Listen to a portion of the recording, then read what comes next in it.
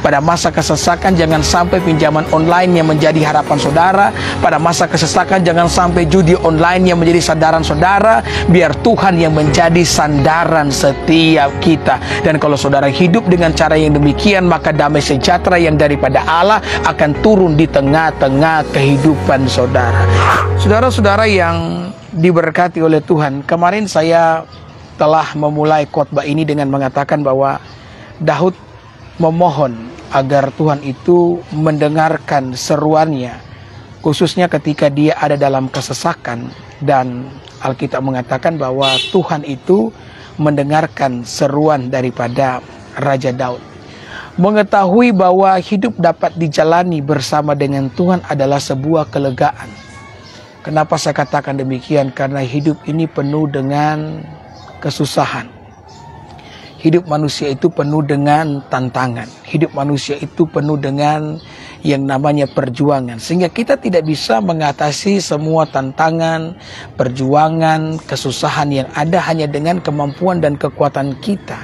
Kemampuan dan kekuatan manusia itu Bapak Ibu terbatas adanya. Sehingga benar kita membutuhkan Tuhan di dalam kehidupan ini. Itulah sebabnya kenapa Tuhan berjanji bahwa Dia akan menyertai kita. Bahkan Dia memberi nama untuk dirinya sendiri sebagai Allah Immanuel, yang berarti Allah menyertai kita, yang berarti Allah beserta dengan kita. Semua ini dilakukan oleh Tuhan supaya kita beriman, kita percaya bahwa di dalam menjalani kehidupan engkau tidak pernah sendiri. Saudara, mungkin hal ini bagi beberapa orang adalah sesuatu yang terlalu lumrah untuk didengarkan karena engkau banyak kali mendengarkan hal ini. Tetapi sejujurnya di luar sana ada begitu banyak orang yang hari-hari ini mengalami keputusasaan yang sedemikian hebat. Kenapa? Karena mereka merasa bahwa Tuhan itu tidak bersama dengan mereka. Ya. Bahkan mereka tidak mempercayai bahwa Tuhan itu ada. Dan kalaupun mereka percaya bahwa Tuhan itu ada, mereka tidak sanggup untuk mempercayai bahwa Tuhan yang ada itu adalah Tuhan yang mau menyertai langkah-langkah kehidupan manusia. Saya kemarin membacakan sebuah status yang ada di TikTok. Jadi ada sebuah video, ini adalah status atau konten yang dibuat oleh anak muda yang kemudian banyak dibagikan juga oleh anak muda. Ya, konten itu sebuah tulisan yang bertulis seperti ini: "Papa peluk saya. Perahu saya terlalu kecil sementara ombak terlalu besar." Kemudian tulisan ini saudara-saudara disertai dengan lagu dari Rihanna itu, "Lift Me Up." Ya, lagu yang mengandung kesedihan yang sangat luar biasa, ditambah dengan kalimat yang model begini, menambahkan sebuah kesedihan yang tergambar dari pengalaman hidup yang penuh dengan tantangan. Inilah yang terjadi hari-hari ini. Orang-orang mengalami keputusasaan, orang-orang mengalami yang namanya hilang harapan oleh karena tantangan yang sedemikian luar biasa. Tetapi bagi saudara yang mendengarkan saya menyampaikan firman Tuhan, engkau tidak boleh menjadi tawar hati. Engkau tidak boleh menjadi yang namanya putus asa. Kenapa? Karena di dalam ketika engkau menjalani kehidupanmu, engkau tidak pernah sendiri. Ada Tuhan yang menyertai setiap kita. Saudara, dengan kesulitan-kesulitan yang seperti ini, itu ditandai loh dengan hadirnya maraknya pinjaman-pinjaman online. Coba saudara perhatikan sekarang. Pinjaman online ini mewabah di mana-mana.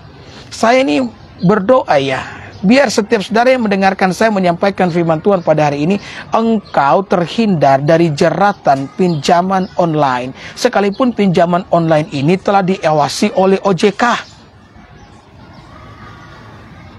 Karena saya pendeta dan saya banyak melihat mereka-mereka yang terjerat dengan dengan pinjaman online. Sehingga pada akhirnya mati utang. Ini adalah dosa, saudara-saudara. Saya punya teman yang merupakan seorang hamba Tuhan, terlilit dengan pinjaman online. Mungkin aplikasi yang dia gunakan adalah aplikasi yang tidak terjamin OJK. Ya, kalau saudara mau pinjaman online, kan saudara harus mengedit, mendownload aplikasi mereka. Nah, kalau saudara mendownload aplikasi pinjaman online, biasanya ada satu syarat yang harus saudara penuhi. Apa itu? Saudara harus mengizinkan aplikasi pinjaman online itu mengakses seluruh kontak yang ada di handphone saudara. Maka kalau saudara terlambat membayar hutang saudara, terlambat membayar tagihan saudara, maka dari aplikasi itu akan mulai menghubungi semua kontak yang ada di nomor saudara untuk mereka memperingatkan saudara untuk membayar hutang. Dan ini adalah hal yang sangat memalukan sekali. Ya, bahkan ada pendeta-pendeta yang dihubungi oleh aplikasi pinjaman online ini untuk mengingatkan beberapa jemaat yang belum mengembalikan hutang. Bahkan lebih parahnya saya kasih tahu, ada seorang teman, seorang hamba Tuhan yang fotonya itu kemudian diedit setengah telanjang, Bapak Ibu. Ya, saya mungkin ini pinjaman online yang tidak terdaftar di OJK. Karena saya juga melihat bahwa kalau ada yang namanya pinjaman online yang tidak terdaftar di OJK, kadang-kadang itu juga diminati loh oleh beberapa orang karena mereka hanya berniat untuk meminjam dan tidak mau mengembalikan. Ya kan? Dan apa yang terjadi saudara, foto daripada teman saya ini itu diedit setengah telanjang, kemudian disebarkan kemana-mana karena pinjaman online.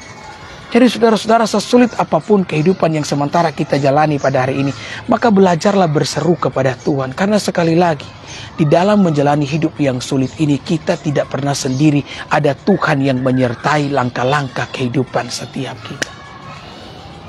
Amin. Maka kenapa di dalam Mazmur pasal 50 ayat yang ke-15 dikatakan Tuhan berfirman kepada umatnya, berserulah padaku pada masa kesesakanmu, maka aku akan meluputkan engkau sehingga engkau pada akhirnya akan memuliakan aku.